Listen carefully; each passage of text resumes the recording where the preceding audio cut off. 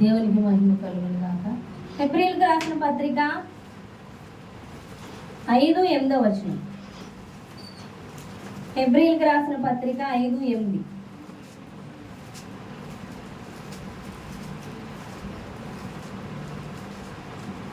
హెబ్రీయులకు రాసిన పత్రిక 5:8. ఆయన కుమారుడయ్యుండియు తాను పొందిన శ్రమల వలన విధేయతను నేర్చుకొనెను. చాలమ్మా, హల్లెలూయా. నా వైపు చూడండి, మాట్లాడొద్దు అక్కడ ఎవరు. వాక్యం అయిపోయి వెళ్ళి మాట్లాడదాం, ఓకేనా? నేను మాట్లాడితే నేను వాక్యం ఆపేస్తాను. ఆ పేరు నీకు ఇష్టమా? హల్లెలూయా.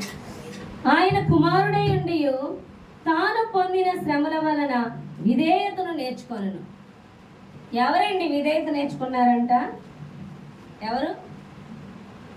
ఎవరు నేర్చుకున్నారు? యేసు ప్రభువారు. ఎవరంట ఆయన? తండ్రికి కుమారుడు అయ్యుండి కూడా శ్రమల వల్ల ఏమి నేర్చుకున్నాడంట? విధేయత నేర్చుకున్నాడంట. హల్లెలూయా. ఏమి నేర్చుకోవాలి మనం? విధేయత నేర్చుకోవాలి. విధేయుల మీదకే ఆశీర్వాదం వస్తుంది. విధేయుల్నే దేవుడు వాడుకుంటాడు. అర్థమవుతుందండి? అవిధేయత కలిగిన వారిని కాదు. ఆయన ఎవరు? యేసు ప్రభువారు కుమారుడై ఉండే శ్రమల వలన అవిధేయుడిగా లేక విధేయత నేర్చుకున్నప్పుడు మనము ఏ పాటి వారమో ఆలోచించుకోండి. మనకి శ్రమలు అనుమతిస్తున్నప్పుడు దేవునికి వ్యతిరేకులుగా, దేవుని దూషించువారుగా కాక లోబడు వారుగా ఉండాలని దేవుడు మాట్లాడుతున్నాడు. అర్థమవుతుందా? ఇక్కడ యేసు ప్రభువారు దేవుని యొక్క బిడ్డ అయ్యుండి కూడా శ్రమల వలన విధేయతనే నేర్చుకున్నాడు, కానీ అవిధేయతను ఏమాత్రము కూడా నేర్చుకోలేదని దేవుడు మాట్లాడుతున్నాడు. దేవుడు ప్రతి ఒక్కరిని కూడా విధేయులుగా మార్చుతాడు. ఎలా మార్చుతాడు? విధేయులుగా మార్చుతాడు. ఎందుకంటే విధేయులే దేవుని రాజ్యంలో ఉంటారు. ప్రతి ఒక్కరిని కూడా విధేయులుగా మార్చడమే దేవుని యొక్క ఉద్దేశము. మనం ఎల్లప్పుడూ కూడా విధేయులుగా మారం. మనం దేవుడి సన్నిధికి వచ్చామా దేవుడు దీవించేలంతే. కుమారుడయ్యుండి ఆయనే లోబడితే, ఆయనే విధేయత చూపుతుంటే మనం ఎంత విధేయత చూపించాలి? కానీ మనం ఏం మాట్లాడతాము? నేను చర్చకొచ్చాను కాబట్టి దేవుడు ఇది చేయలేదు అది చేయలేదు అని మాట్లాడుతుంటాం. శ్రమలు వస్తే ఎందుకు ఈ శ్రమలు కలుగు చేయడానికైనా? దేవుడి దగ్గరికి రాకముందు చక్కగా బాగానే ఉంది, దేవుడి దగ్గరికి వచ్చాక ఇంకా పరిస్థితి అడుగు తిన్నట్టుంది, ఇంకా శ్రమలు వచ్చేస్తున్నాయి అని మనం అనుకుంటూ ఉంటాం. కానీ నీకు శ్రమ ఎందుకు అంటే విధేయత నేర్పించడానికి. ఏమి నేర్పించడానికి? విధేయత. ఎందుకు విధేయత అంటే మీకు ఒక విషయం చెప్తాను చూడండి. మనం ప్రతి రాయి కూడా ఒక గుట్టగా పోగేస్తే అదొక పనికిరాని రాయి అవుతుంది. అదే రాయిని ఇంటికి కట్టడానికి ఉపయోగిస్తే అది ఇల్లుగా కట్టబడుతుంది, సక్రమంగా పేర్చబడుతుంది. అర్థమవుతుందా? మనము దేవుని ఇంటిలో నమ్మకంగా ఉండాలి, దేవుని పాత్రగా వాడబడాలి. అలా వాడబడాలి అంటే విధేయత కలిగి ఉండాలి. అలా విధేయత కలిగి ఉండాలంటే చూడండి, ఒక ఇనుముని తీసుకుంటే ఆ ఇనుము ఒక పాత్రగానో లేదా ఒక వస్తువుగానో ఏదో ఒక విధంగా తయారు చేయాలంటే అది వంగదు. దాన్ని ఎలా వంచాలి? కాల్చాలి, సుత్తితో కొట్టాలి, లేకపోతే లొంగదు. కాబట్టి కాల్చడము, సుత్తితో కొట్టడం, కాల్చడము, సుత్తితో కొట్టడము. కానీ తర్వాత ఒక మనకి గ్రిల్స్లో చూడండి, మంచి మంచి ఫ్లవర్స్తో ఉన్న గ్రిల్స్ అయ్యి చేస్తూ ఉంటారు, అవునా కదా? చాలా బాగుంటాయి.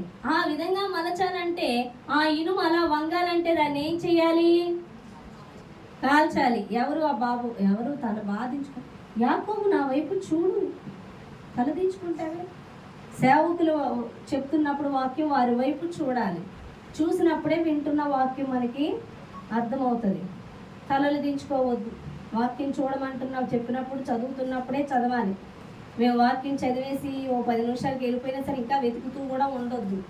అర్థమవుతుందా? చూడగలిగితే ఆ క్షణం చూడండి, లేకపోతే రెఫరెన్స్ ఎక్కించుకొని మా వైపు చూడండి తప్ప తలలు దించుకొని ఉండొద్దు. ఎత్తవలసిన దిక్కుని ఎత్తండి, అనే కదా. సినిమా థియేటర్కి వెళ్ళి ఎలా దించుకొని కూర్చుంటారా? ఒళ్ళు కూడా బాగూడదు, ఇలా చూస్తాం, అనే కదా. హల్లెలూయా. అది చూస్తే అన్ని దెయ్యాలు ఎక్కుతాయి, ఇది చూడండి దేవుని ఆత్మ దిగుతుంది. హల్లెలూయా. నిన్ను కాదనేది, ఇలా ఉండే వాళ్ళందరి కోసం చెప్తున్నా, ఓకేనా? ఇన్సల్ట్ ఫీల్ అవ్వద్దు ఎవరు. దేవునికి స్తోత్రం. హల్లెలూయా. కాబట్టి ఇనుము వంగాలంటే కాల్చాలి, శుద్ధితో దెబ్బేయాలి, ఎలా లేదా అనే కదా. మన హృదయాలు ఎలాంటివి తెలుసా? మాటను, మన బుద్ధి ఎలాంటిది? వంకర బుద్ధి, అనే కదా. కుక్కతో ఒక వంకర లాంటిది రా నీ బుద్ధి అంటారేంటి? దాన్ని ఎంత తీసినా మళ్ళీ చుట్టుకుంటాం. హల్లెలూయా. కుక్కతో ఒక ఎంత రండి అమ్మ, రండి రండి.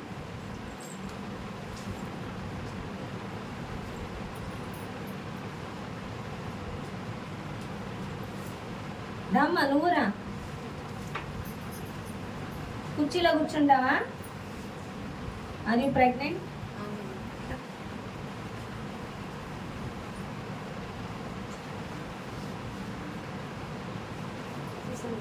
పైన కూర్చుంటానంటే కూర్చుంటా,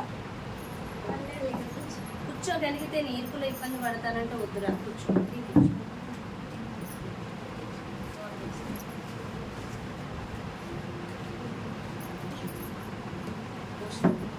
హల్లెలూయా. మనుషుల బుద్ధి ఎలాంటిదండి? వంకర బుద్ధి, అవునా కదా. ఈ బుద్ధి మారదు. దీనికి ఏం చేయాలి? అగ్ని వంటి శ్రమ కావాలి. శుద్ధి అంటే దేంటి సారీ, శుద్ధి అంటే వాక్యము, అవునా కదా. వాక్యముతో శ్రమల మధ్య నిన్ను సరిచేస్తూ ఉంటాడు. హల్లెలూయా. కాబట్టి ఇప్పుడు బిడ్డలారా, మన హృదయాలు చెడ్డవి, అవి సరి చేయబడితేనే మనము దేవునికి విధేయులమవుతాము. ఆ శ్రమ పడుతున్నప్పుడు, కాల్చబడుతున్నప్పుడు లోబడాలి. దీనికి ఇంకా మీకు వివరంగా చెప్తాను. మీరు లోకంలో ఉన్నప్పుడు ఏది పెడితే మాట్లాడతారు, అవునా కదా. ఏది పెడితే అది చూస్తారు, ఏది పెడితే అది వింటారు, అవునా కదా. వింటారా వినరా? చూస్తారా చూడరా? కానీ దేవుళ్ళలోకి వచ్చాక నువ్వు ఏది పెడితే అది మాట్లాడితే ఊరుకోరు, నీ పక్కన ఉన్న వాళ్ళే నిన్ను పట్టుకుంటారు. నువ్వేది పడుతుంది చూడడానికి ఉండదు, ఏది పడుతుంది వినడానికి ఉండదు, అనాలోచితంగా మాట్లాడడానికి ఉండదు. ఎందుకంటే నీ చుట్టూ ఉన్న వాళ్ళే నీ మాటలను పట్టుకుంటారు, నువ్వు చూసే వాటిని పట్టుకుంటారు, నువ్వు చేసే వాటిని కనిపెడుతూ ఉంటారు. కానీ నువ్వు ఎలా ఉండాలి? వీరి కొరకు కాదు, వారు పట్టుకుంటున్నప్పుడు నువ్వేం గ్రహించాలి? దేవుడు చెప్తాడు నీ ప్రవర్తన మార్చుకోమన్నప్పుడు. నువ్వు చేస్తూ ఉన్నప్పుడు వారి ద్వారా మనల్ని ఏం చేస్తాడు? గద్దించేలా చేస్తాడు. అప్పుడు మనం ఏం చేయాలి? మన నోటి మాటలు తగు మాత్రమే ఉండాలి. అందుకే దేవుడు నీ నోటి మాటలు మారాలి, నీ చూపులు మారాలి, నీ ప్రవర్తన మారాలి, నీ వినికిడి మారాలి. నువ్వేం వింటున్నావో చూసుకో. చుట్టూ నీకు సాక్షులు ఉన్నారు, ఏం మాట్లాడుతున్నారో చూసుకో. నువ్వు వెళ్ళే మాట, నువ్వు మాట్లాడే మాట లోకపరంగా ఉండకూడదు, ఆత్మపరంగా ఉండాలి అని చెప్తూ ఉంటాడు.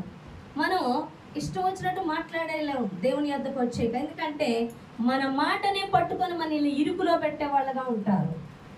అర్థమవుతుందా? దేవుడు రకరకాల వాళ్ళని నా జీవితంలో పెట్టాడు. ఎందుకు అంటే చూడండి, అబ్రహాముని తన స్వదేశాన్ని విడిచిన తర్వాత అనేక మంది మనుషుల మధ్య పెట్టాడంట అబ్రహాముని. ఎందుకు అంటే ప్రతి మనుష్యుని బట్టి అబ్రహాముని సరిచేస్తున్నాడు. మన చుట్టూ ఉన్న మనుషులు బట్టి మనం సరిచేయబడతాము. ఎందుకంటే నువ్వు నోరు మూసుకొని ఉండు, నేను చెప్పిందే మాట్లాడంటే మాట్లాడతావా? ఆహా, మన నోరు ఆగదు. నేను ఏది చూడమన్నా అది చూడమంటే చూస్తావా? ఏది వినమన్నా అది వినమంటే వింటావా? లేదు. మనల్ని ఇబ్బంది పెట్టే వాళ్ళని బట్టి నోరు మూసుకుంటాం. మనల్ని వ్యతిరేకంగా తిరిగే వారిని బట్టి మనం కంట్రోల్లోకి వెళ్తాం. అర్థమవుతుందా నీకు? హల్లెలూయా. దేవుడు నేను పరిచర్లోకి వచ్చినప్పుడు, దేవుని సేవ పిలుపుకి వచ్చినప్పుడు నీ మాటలు జాగ్రత్త అనేవాడు. చాలా జాగ్రత్తగా మాట్లాడు. నా వాళ్లే కాదని అనాలోచితంగా మాట్లాడేవా నీ వాళ్ళే నీ మాటలను పట్టుకొని నేను నిలబడతారని చెప్పేవాడు దేవుడు. చెప్పినప్పుడు మన వాళ్ళేగా ఏదో అనేస్తాం, అదే మాటను మనకి బాణం కింద ఆయుధం కింద వాడేవాడు. అందుకే సేవలో ఏం చేయాలి? దేవుళ్ళలోకి వచ్చిన వాళ్ళు మాటలు జాగ్రత్తగా ఉండాలి, చూపులు జాగ్రత్తగా ఉండాలి, వినికిడి జాగ్రత్తగా ఉండాలి. అందుకే నేను ఎప్పుడు కూడా సాక్షులను కూడా పెట్టుకుంటూ ఉంటాను కొన్ని విషయాల్లో. ఎందుకంటే అపవాదికాడు మాటలను మార్చేస్తూ ఉంటాడు, సమస్తాన్ని కూడా మార్చి చెప్తూ ఉంటాడు. వాడు ఏమంటాడో తెలుసా? వాడు ఎన్ని తప్పులు మాట్లాడినా, ఎన్ని పాపం పనులు చేసినా పర్లేదు, కానీ దేవుని బిడ్డలో ఆత్మపరంగా మాట్లాడినా కూడా వేలెత్తి చూపించగలడు. యేసు ప్రభువారు అన్నారు, మీరు మందిరాన్ని పడగొట్టండి. పేతురు చూపిస్తున్నప్పుడు మందిరాన్ని, ఎందుకు ఈ మందిరాన్ని చూస్తున్నారు? సొలొమోను కట్టిన మందిరం, దీన్ని పడగొట్టండి, 3 రోజుల దినాల్లో నేను లేపుతానని. అది పెద్ద తప్పు కింద ఎక్కడ తీసుకెళ్లారు ఆయన్ని? సిలువ వేయడానికి తీసుకెళ్లారు. ఏం చెప్పాడు ఆయన? ఏం చెప్పాడు? ఆయన పడిపోవటను తిరిగి 3వ దినమున లేచుటను గురించి మాట్లాడాడు. అది ఆత్మ సంబంధమైన మాట. దాన్ని తిప్పి తిప్పి సాతాను ఏం చేసింది? ఆయన సిలువకి ఎక్కించే విధంగా సాకెత్తు పొందండి. హల్లెలూయా.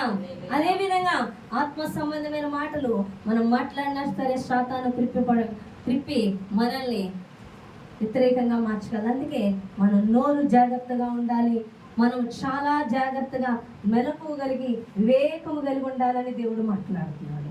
హల్లెలూయా. నేను అడిగాను, ప్రభువా, నేను ప్రతి విషయమును గురించి దేవుళ్ళు అడుగుతూ ఉంటాను, ఏంటి ప్రభువా ఎందుకు అని. చూడండి, నేను చిన్నప్పుడు నేను ఒక హిందూ నుంచి వచ్చాను. చిన్నప్పుడు నేను అవేంటమ్మా చూస్తాం కదా మూవీస్ కట్ట, అందులో ఏముంటుంది, ఎలా ఉంటుంది చెప్పండి? ఒక హీరో మీదకి ముందు ఎవరు వస్తారు? పెద్ద విలన్ వస్తాడా, చిన్న విలన్లు వస్తారా? ఫస్ట్ చిన్న విలన్లు పంపిస్తాడు, అన్ని కొట్టుబడితే ఇంకొంచెం పెద్ద విలన్లు పంపిస్తాడు. వాడిని కొట్టేస్తే ఇంకో పెద్ద విలన్, వాడిని కొట్టుబడి అసలు ఏడు విలన్ వస్తాడు. నేను అన్నాను, వాళ్ళు పోయారంటే ఒకళ్ళంటే మొదట చిన్న విలన్ వచ్చాడంట, నెక్స్ట్ ఇంకో విలన్ వచ్చాడంట. అలాగా సాతాను ఏం చేస్తుంది? మన మీదకి దాడి చేస్తూ ఉంటుంది. ప్రతి దాడిలోంచి మనం నేర్చుకోవాల్సింది విధేయత. విధేయత, మాటలో విధేయత, చూపులో విధేయత, ఆలోచనలో విధేయత, వివేకము కలిగి నడుచుకోవాలి. నువ్వు అప్పుడు తెలుసుకునేది ఏంటో తెలుసా?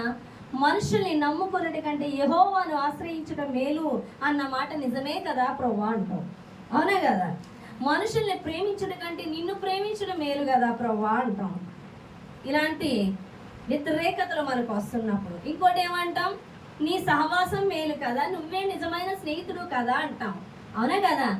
ఎందుకు అంటాం అని చూసినట్లయితే చూడండి, ఇక్కడ దేవుడు మాట్లాడుతున్నాడు. ఏమో నేను అర్థమవుతుందని అనుకుంటున్నాను. ఎంతమందికి అర్థమవుతున్నాయి నేను చెప్పిన మాటలు? జెమ్స్కి అర్థమవుతున్నాయా? దేవునికి స్తోత్రం. హల్లెలూయా. అర్థమవున వాళ్ళకి రెండు సార్లు స్తోత్రాలు దేవుడు. హల్లెలూయా.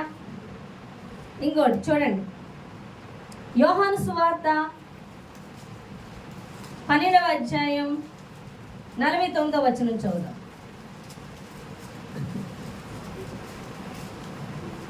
యోహాను సువార్త 12వ అధ్యాయం 49వ వచనం. ఏలయనగా నా అంతటా నేనే మాట్లాడలేదు, నేనేమనవలెను, ఏమి మాట్లాడవలెను, దానిని గూర్చి నన్ను పంపిన తండ్రియే నాకు ఆజ్ఞ ఇచ్చి ఉన్నాడు. హల్లెలూయా.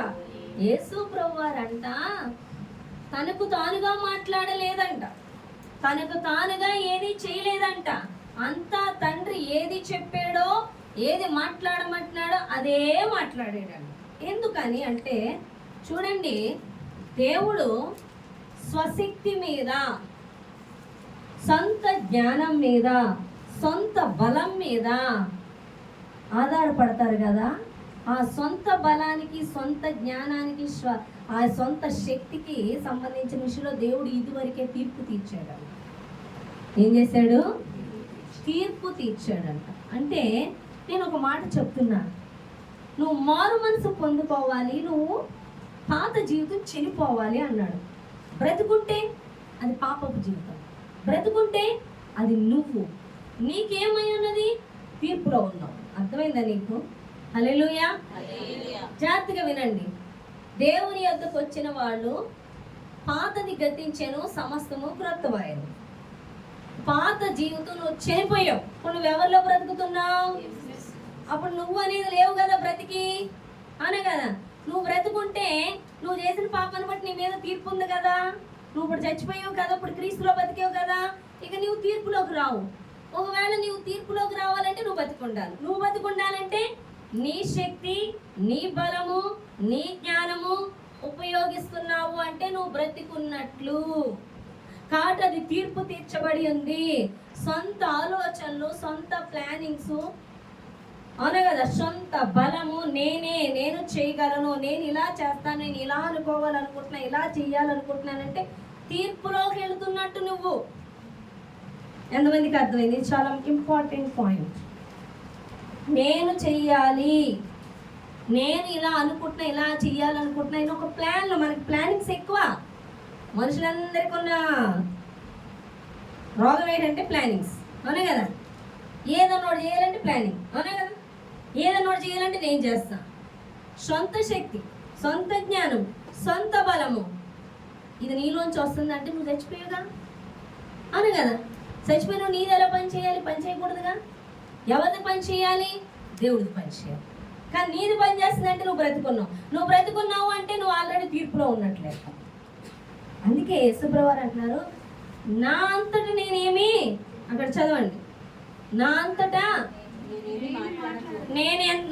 నేనేమి మాట్లాడట్లేదు. నేనేమనవలెనో,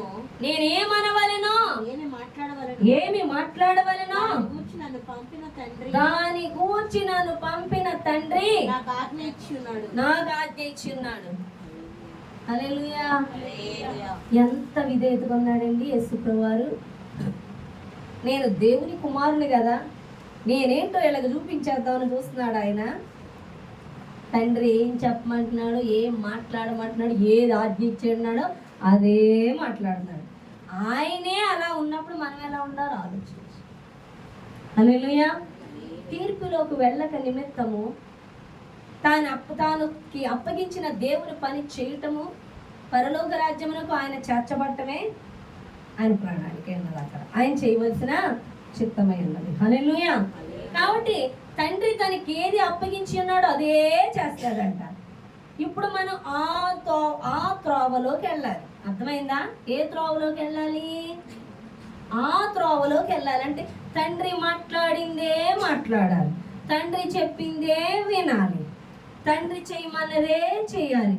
ఈ లెవెల్లోకి వెళ్ళాలంటే చెప్పండి, మన చుట్టూ దేవుని కాక ఏది ఎక్కువ వింటూ వెళుతున్నామో వాళ్ళని నిన్ను సెపరేట్ చేస్తాడు.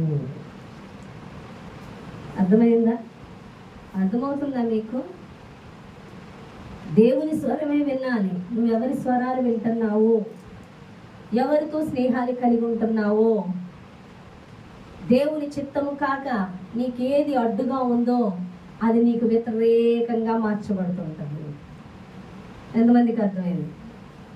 ఎంతమందికి అర్థమైంది? వినాలి వాక్యం. ఇప్పుడు నేను చేసేది నిజంగా నేను చెప్పే వాక్యం వింటే సమస్త ఆశీర్వాదాలు పొందుకున్నట్లే. అర్థమవుతుందా? కొంతమంది గిఫ్ట్లు పొందుకోవడానికి వెళ్ళి గిఫ్ట్లు పొందుకోకుండా పోతుంటారు. ఎందుకంటే వినరు. వాక్యం వినకుండా, వాక్యాన్ని గ్రహించకుండా వెళ్ళిపోతే దరిద్రతే నీతో వస్తుంది. దేవుణ్ణి అనకు, మోసుకెళ్ళాయి. అర్థమవుతుందా? మోసుకెళ్ళు. గాడిద ఏం చేసింది? యేసుప్రభువారిని మోసింది కాబట్టి దానికి ఘనత వచ్చింది. ఎవరిని మోయడం వల్ల? గాడిదకి వెళ్తుంటే ఎవరన్నా వస్త్రాలు వేస్తారా, పూలు వేస్తారా, ఆకులు వేస్తారా, కమ్మలు వేస్తారా? చెప్పండి. ఎవరు ఎక్కడం వల్ల? నువ్వు యేసును మోయి హృదయంలో నింపుకో, ఆయన్ని కలిగి ఉండు. యేసుని కలిగి ఉంటే దేవదూతలు నీతో ఉంటారు, దేవుని శక్తి నీతో పనిచేస్తూ ఉంటుంది. నువ్వు ఘనత నొందిన వ్యక్తిగానే ఉంటావు కానీ ఘనహీనమైన పాత్రగా ఉండు. నీ హృదయంలో మోయవలసింది యేసుని వాక్కుని, యేసుని మొయ్యాలి కానీ నీ బరువులు, నీ బాధ్యతలు, నీకు ఇష్టమైన విగ్రహాలు ఉండడానికి వీల్లేదు. నీ హృదయంలో ఎవరుండాలి? దేవుడు ఉండాలి. అర్థమవుతుందా మీకు? హల్లెలూయా. ఎవరుండాలి? దేవుడు ఉండాలి. కాబట్టి మన చుట్టూ ఉన్న ప్రతి పరిస్థితి వ్యతిరేకంగా మార్చబడుతుంది మనకి. అంటే నీకు విధేయత నేర్పిస్తున్నాడు. తండ్రి స్వరమునే వినే పరిస్థితికి నిన్ను తీసుకొస్తున్నాడు. దేవుడి చిత్తమును నువ్వు స్పష్టంగా వినగలిగే, గ్రహించగలిగే, చూడగలిగే ప్రత్యక్షత అనుభవాల్లోకి నిన్ను తీసుకొస్తున్నాడు అని దేవుడు మాట్లాడుతున్నాడు. అర్థమైందా?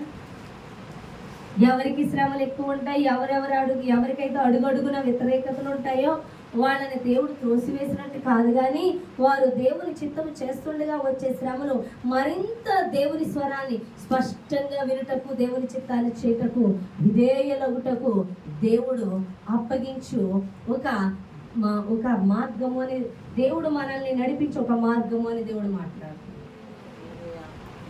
నేను అర్థమైందా? హల్లెలూయా. అంటే ఎవరు పెడతాడు?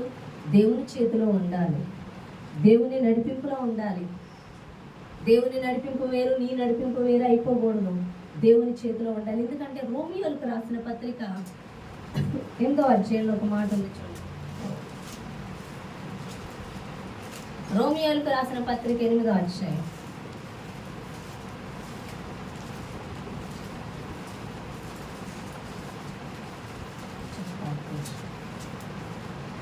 ఎనిమిది 28 8వ అధ్యాయం 28వ వచనం. రోమియోలకు రాసిన పత్రిక 8:28. దేవుని ప్రేమించు వారికి అనగా ఆయన సంకల్పము చొప్పున పిలువబడిన వారికి మేలు కలుగుటకై సమస్తమును సమకూడి జరిగించుచున్నవని ఎరుగుదుము. దేవుని ప్రేమించు వారికి అనగా ఆయన సంకల్పము చొప్పున పిలువబడిన వారికి మేలు కలుగుటకై సమస్తమును సమకూడి జరుగుచున్నవని ఎరుగుదుము. దేవుని ప్రేమించే వారికంట సమస్తము సమకూడి జరుగుతాయి. నిజంగా నాకు మొన్న ఈ వీక్ అంతా చాలా బిజీ అయిపోయాను. చాలా బిజీ అయిపోయాను. 1వ తారీఖు నుంచి కూడా చాలా డిస్టర్బ్గా ఉంది. చాలా బిజీ అయిపోయాను. అటు ఇటు తిరగడం. నాకు నిన్న సాయంత్రం దుఃఖపడుతూ ఉంది మనసారా దేవుని సన్నిధిలో కన్నీటితో ఏడవాలనిపించింది. నేను ఒక్కదాన్ని. నాకు ఆ సమయం కూడా రావట్లే. నేను వాక్యం సిద్ధపడాలి కానీ మనసారా ఏడవాలి. నాకు ఆ సిచ్యువేషన్స్ రావట్లేదు. కానీ దుఃఖపడుతూనే ఉన్నాను. ఆఖరికి ఆ దుఃఖంతోనే దేవునితో మాట్లాడుకుంటున్నాను. ఏంటి ప్రభువా, ఏంటి పరిస్థితులు నాకు తెలియకుండా నేను ఇప్పుడు దాకా ఒక చక్కగా ఒక వేలో వెళ్ళిపోతున్నాను అనుకున్నాను. ఏంటి నాకు ఈ పరిస్థితి అని నేను దేవుడిని అడిగితే దేవుడు మాట్లాడుతున్నాడు. ఏ విధంగా అంటే చూడండి, ఒక గ్రద్ద తన పిల్లల్ని తన యొక్క గూట్లో పెట్టుకొని ప్రతి దినం ఆహారం చక్కగా పెడుతూ ఉంటుందంట. అవి చక్కగా తిని మా అమ్మ భలే చూస్తుంది, మమ్మల్ని హాయిగా తిని పడుకోవచ్చు అనుకుంటుందంట. కానీ పెట్టి ఆహారం ఒక్కసారిగా గూడు ఒక్కోటి తీసేస్తూ ఉంటుందంట, చెదరగొట్టేస్తూ ఉంటుందంట. ఆ పిల్లలు అనుకుంటాయంట, మా అమ్మ ఏం చేస్తుంది, ఇన్నాళ్ళు చక్కగా ఆహారం పెట్టింది, ఇన్నాళ్ళు మమ్మల్ని చక్కగా చూసుకుంది, ఎందుకు ఇంత సడన్గా ఈ గూడు ఇలా చెదరగొట్టేస్తుంది అనుకుంటే ఆ పిల్లలన్నింటినీ కొండ మీదకి ఎత్తైన కొండ మీద తీసుకెళ్తున్నారు. ఏం చేస్తుందో ఆ తల్లి వాటికి అర్థం కాదంట. కానీ ఆ ఎత్తైన కొండకు తీసుకెళ్ళి ఆ పిల్లలన్నింటినీ తోసేస్తుందంట. అప్పుడు అనుకుంటా, నా తల్లి అంత చెడ్డది, నా తల్లి అంత మూర్ఖురాలు, మమ్మల్ని ఇంతవరకు బాగా చూసి ఇప్పుడు మమ్మల్ని చంపేయడానికి చూస్తుందా అని అనుకుంటాయి. కానీ ఎప్పుడైతే తోసేసిందో ఎగరడం నేర్చుకుంటాయంట. అవి ఒక్కసారిగా పడిపోతున్నాను భయం వేసినప్పుడు రెక్కలు ఆడించి ఎగరడం మొదలు పెడతాయంట. అవి ఎగరకుండా ఎందుకు ఆగిపోతున్నాయి అంటే అవకాశం రాలా, చక్కగా తల్లికి తెచ్చి పెడుతుంది, తింటుంది. ఇప్పుడు ఎగరగలము అన్నప్పుడు ఒక కొండ మీదకి తీసుకెళ్ళి తోసివేస్తుందంట. ఇప్పుడు ఎగరలేని వాటికి అది కిందకి వెళ్ళిపోయి రెక్కలు చాపితే ఆ రెక్కల మీద పడతాయంట పిల్లలు. ఎగరలేని. హల్లెలూయా. అర్థమవుతుందా? దేవుడు అన్నాడు, నిజమే, నువ్వు స్థిమితంగా ఒక పక్కకి వెళ్తున్నావు, కానీ ఇది జరిగేదంతా ఏంటో నీకు అర్థం కావట్లేదంటే, నిజం ప్రవ్వా నాకు అర్థం కావట్లేదంటే దేవుడు నాతో మాట్లాడాడండి రాత్రికాలం. నాకు చాలా కన్నీరు వచ్చింది. నన్ను ఇంతగా ప్రేమిస్తున్నావా అని నేను దేవుడిని అడిగాను. ఎందుకు అంటే నన్ను దేవుడు సీతన్నపేటలో ఉండమని దేవుడు మాట్లాడాడు. సంవత్సరం క్రితం ఇక్కడికే రమ్మంటున్నాడు. నేను రావాలంటే ఇక్కడ ఎవరో ఒకరు తీసుకురావాలి, అన్నీ అక్కడే ఉన్నాయి. నేను అలా చెప్పుకుంటూ ఉన్నాను. ఒకనాడు ఒక కళ వచ్చింది. ఆ కళలో నేను ఎక్కడికో షాపింగ్కి వెళ్ళి వెళ్తూ నేను ఇక్కడికి వచ్చానంట.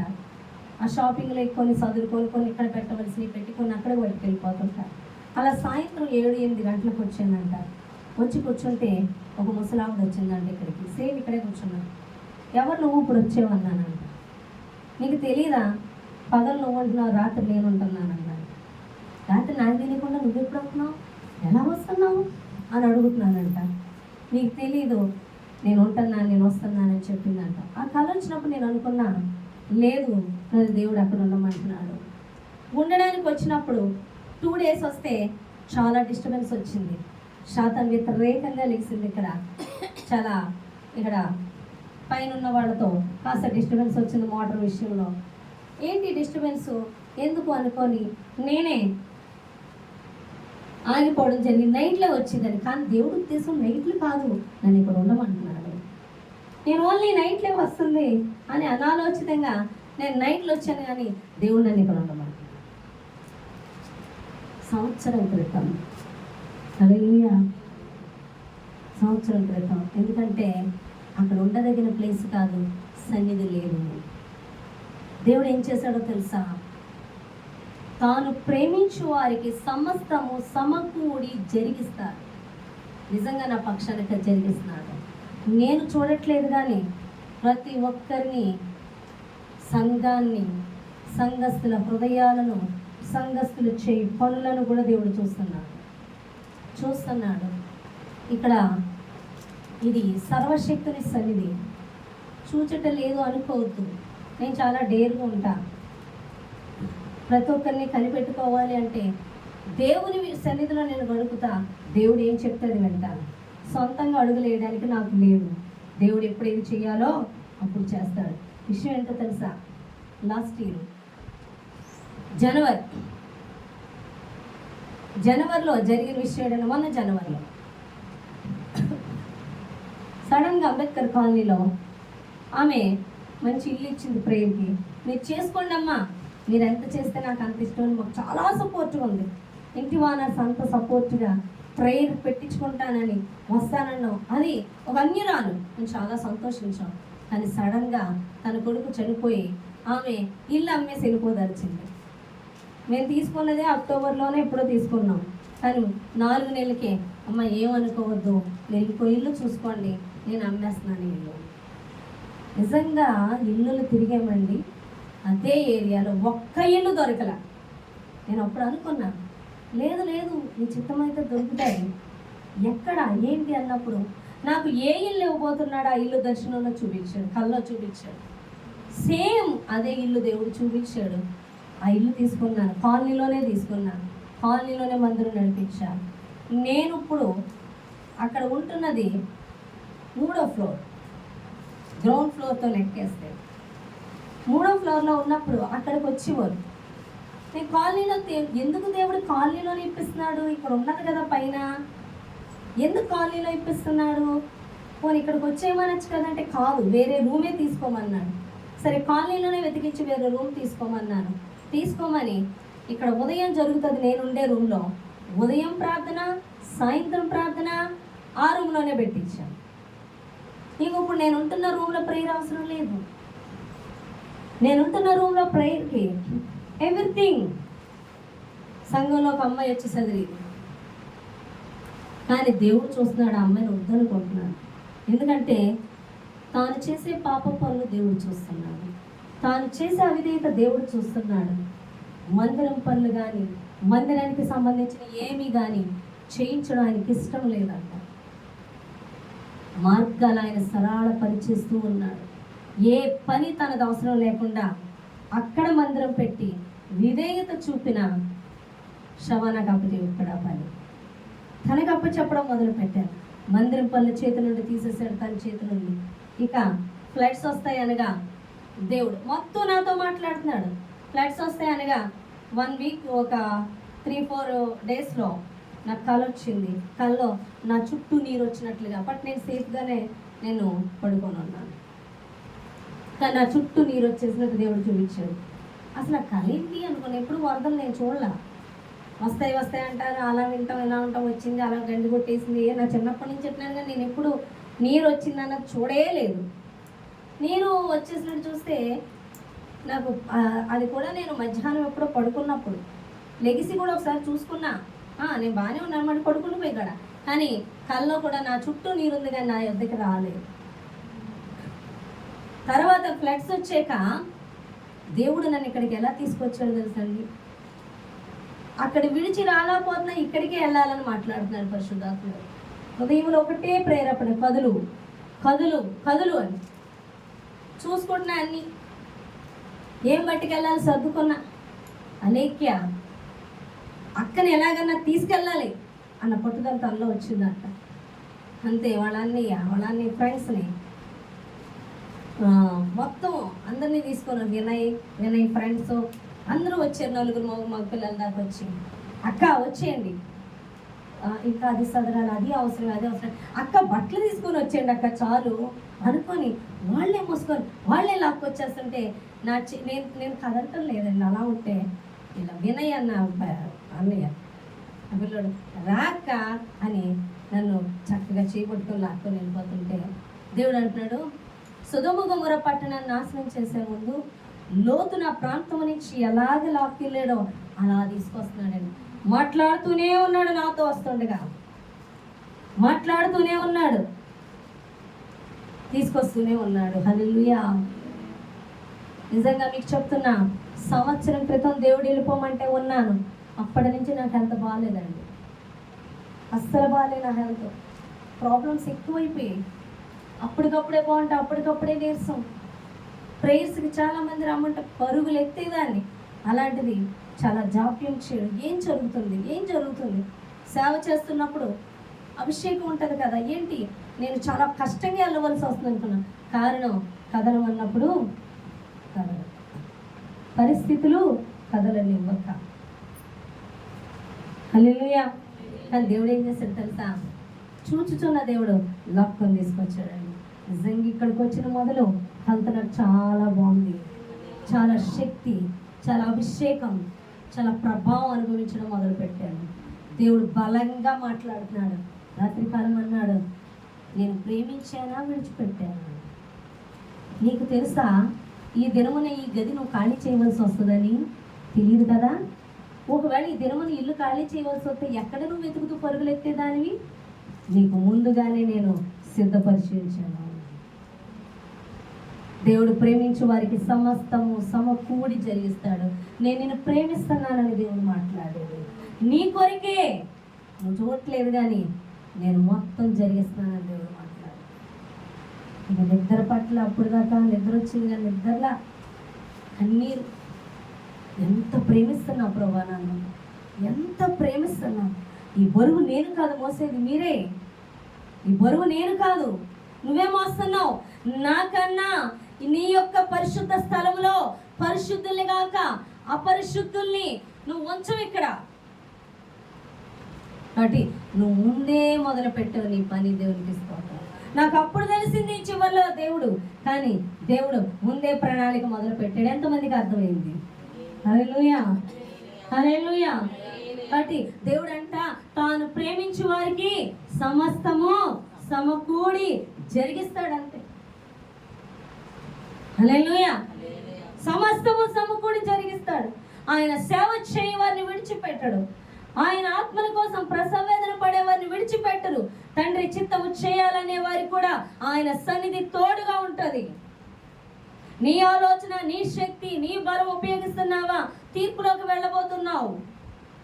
దేవుని చిత్తమే చేయాలి. అందుకే మన చుట్టూ ఉన్న పరిస్థితులు వ్యతిరేకంగా వచ్చి పడిపోతే, అయ్యో నన్ను వాళ్ళు విడిచిపెట్టారు, వీళ్ళు విడిచిపెట్టారు, ఆలోచన చెప్పేవాళ్ళు లేరు, ఆదరించేవాళ్ళు లేరు, హత్తుకునేవాళ్ళు లేరు, లేవనెత్తేవాళ్ళు లేరు, సహాయం చేసేవాళ్ళు లేరు అని నువ్వు అనుకుంటున్నావేమో, అది నీకు వ్యర్థము అని దేవుడు మాట్లాడుతున్నాడు. అది తండ్రి సన్నిధికి నేను చేర్చదు అని దేవుడు మాట్లాడుతున్నాడు. అది తండ్రి సహవాసములోకి నేను నడిపించదు అని దేవుడు మాట్లాడుతున్నాడు. తండ్రి సహవాసములోకి వెళ్ళాలి అంటే చుట్టూ నువ్వు ఆధారపడుతున్న ప్రతి దాన్ని తీసివేయవలసిందే. ఆ అనుమతించబడుతున్న ప్రతి శ్రమ కూడా నీకు విధేయత కలుగుట కొరకే. హల్లెలూయా. ఒక్కడు ఉన్నప్పుడు ఒక నలుగురు గొడవకు వచ్చారనుకోండి, ఎలా ఉంటాడు? ఎలా ఉంటాడండి? మాట్లాడు. ఈ వెనకాల 10 మందిని చూడండి, ఇప్పుడు రారా అనగా ఇప్పుడు రా చూసుకుందాం అంటారు. అంటారా అందరూ? అది కుక్కలు చూస్తారు ఎప్పుడన్నా. ఒక కుక్క ఉంటుంది, 4 కుక్కలు వస్తే పరిగెట్టిపోదు, దానికి ఇంకో 4 కుక్కల చేత అయితే వెంటనే తిరుగుతాడు. హల్లెలూయా. అర్థమైందా మీకు? మనకి బలం ఉంటే అంతే. విధేయత ఎప్పుడు వస్తుంది అంటే, ఏ తీసేస్తే నీకు విధేయత వస్తుందో అది దేవుడు తెలుస్తుంది. హల్లెలూయా. ఏది తీసేస్తే ముళ్ళను ముళ్ళుతోనే తీయాలంట, అవునా కదా? నీలో ఏది ఉందో తీసేయాలంటే అదే వ్యతిరేకత నీకు వస్తుంది. గర్వాన్ని అణచాలంటే గర్వంతులే నీ దగ్గర ఉంటారు. హల్లెలూయా. ప్రిమిట్లారా, మన చుట్టూ ఉన్నది వ్యతిరేకంగా అపవాది లెగిస్తున్నాడు అంటే అది మన మేలుకి అన్న సంగతి మర్చిపోవద్దు. నాకే ఎందుకు ఇలా జరుగుతుంది అనుకోవద్దు. నీకెందుకు జరుగుతుందంటే దేవుడు నిన్ను ప్రేమిస్తున్నాడు. నీకెందుకు జరుగుతుందంటే నువ్వు మాట వల్ల తప్పిపోకూడదు, నీ చూపు వల్ల తప్పిపోకూడదు, నీ వినికిడి వల్ల తప్పిపోకూడదు, నీ క్రియల వల్ల తప్పిపోకూడదు. నువ్వు సరి చేసుకొనబడి నీ క్రియ, నీ మాట, నీ చూపు, నీ తలంపు ఆయన వైపోవాలి. ఆ మార్గమే నిత్య రాజ్యం, ఆ మార్గమే పరలోక రాజ్యం. నేను సరిచేయుట కొరకు, నేను కట్టుట కొరకు, నిన్ను లేవనెత్తుట కొరకు, నేను తన పాత్రగా వాడుకొనుట కొరకు అనుమతించబడుతున్న ప్రతి పరిస్థితి కూడా నీ విధేయత కొరకే అని దేవుడు మాట్లాడుతుంది. యేసు ప్రభువారి విధేయత నేర్చుకుంటే మనకెంత విధేయత అవసరం అని దేవుడు మాట్లాడుతున్నాడు. నువ్వు దేవుని ఎన్నికలో ఉన్నావా? దేవుని ఏర్పాట్లో ఉన్నావా? నీకు ప్రతి క్షణం నీకు అనుమతించబడుతున్న ప్రతి పరిస్థితిలో కూడా నువ్వు చాలా విషయం ఉంటుంది నేర్చుకోవడానికి దేవుని విషయం. ఎందుకంటే వాక్యము 2 అంచుల పదును గల ఖడ్గము. అటు మనల్ని, అటు వాళ్ళని, పరిస్థితులు అన్నింటినీ ఒకేసారి చక్కబెట్టుకుంటూ వస్తాడు. ఇటు నా మార్గం సరళపరుస్తున్నాడు, అక్కడ అవిధేయుల్ని, శత్రువుల్ని, అపరిశుద్ధుల్ని కొట్టి వేస్తున్నాడు. హల్లెలూయా. ప్రతి మార్గం దేవుని వాక్యం అందుకే అన్నాడు 2 అంచుల పదును, రెండిటికి క్షవరం చేస్తూ ఉంటుంది. వాక్యం చెప్తూ ఉంటే మేము సరి చేయబడుతూ ఉంటాం, సరి చేస్తూ ఉంటాం. హల్లెలూయా. మీతోనే కాదు, మాతో కూడా మాట్లాడతాడు దేవుడు. మాతో మాట్లాడి లోబరిచి కూడా చెప్పిస్తుంటాడు. మాట్లాడుతున్నప్పుడు కూడా మాట్లాడుతుంటాడు. ప్రతిదీ మాట్లాడతాడు. 2 వైపులా పనిచేస్తుంది వాక్యం అని దేవుడు మాట్లాడుతున్నాడు. హల్లెలూయా. ఎంతమందికి అర్థమవుతుంది? దేవునికి స్తోత్రం. మన దేవుడు ఆయన మాటకు మీద ఏక చూపినప్పుడు నీవు నేను ఎంత చూపవలసి ఉన్నది. మనం ఏడుస్తుంటాం ఆయన చెప్తున్నప్పుడు. ఎందుకో తెలుసా? శరీరం ఎప్పుడు కూడా కంఫర్ట్, సుఖము వెతుక్కుంటుంది, కానీ మన ఆత్మను సిద్ధపరచు నిమిత్తము దేవుడు పరిస్థితులు అనుమతిస్తాడు. హల్లెలూయా. వాటి ప్రివిడ్లారా, మనం అనుకుంటూ ఉంటాం, మన ఆలోచన చేసేస్తూ ఉంటాం, కానీ ఆలోచన చేయవలసింది దేవుడు. అబ్రహాముని పిలుచుకున్నాడు దేవుడు, లోతుని పిలవలేదు. కానీ లోతుని కూడా తీసుకెళ్ళాడు అబ్రహాము. ఎవరికి తలపోటయ్యాడు? ఎవరికి తలపోటయ్యాడు? అబ్రహాముకి. ఇస్సాకుని ఇస్తానని దేవుడు అన్నాడు, అవునా కాదా? ఇష్మాయిల్ని ఎవడు కనమన్నాడు, అవునా కదా? ఎవరికి తలపోటయ్యింది? దేవుడు చెప్పిందే చెయ్యాలి మనం. హల్లెలూయా. దేవుడు ఏం చెప్తున్నాడో శ్రద్ధగా విని అది చేయడం మంచిది. మనకి ఆ క్షణం కష్టంగా అనిపిస్తుంది, కానీ అది ఎంతో మేలుగా ఉంటుంది. కానీ దేవుడు చెప్పకుండా మనం చేసే మనకు కంఫర్ట్గా ఆ క్షణం అనిపిస్తాయి, కానీ అది మనకి శత్రువుగా, మనకి పెద్ద బండగా, మనకి తలపోటుగా, మనకి భారంగా, మనకి శ్రమగా మిగులుతుంది. అందుకే దేవుడు ప్రతి నీ చుట్టూ పరిస్థితులు దేవుడు అనుమతిస్తున్నాడు. వ్యతిరేకంగా భయపడకు, నేను కడుతున్నాడు, నేను ఒక మెట్టెక్కించబోతున్నాడు, ఇంకనూ ఆయనకి విధేయత కలిగిన పాత్రగా మలచబోతున్నాడు, మన మీద సాదరంగా వాడుకోబోతున్నాడని దేవుడు మాట్లాడుతున్నాడు. ఈ చిన్న మాటలు దేవుడు దీవించి ఆశీర్వదించిన ఆత్మ. ఆమేన్.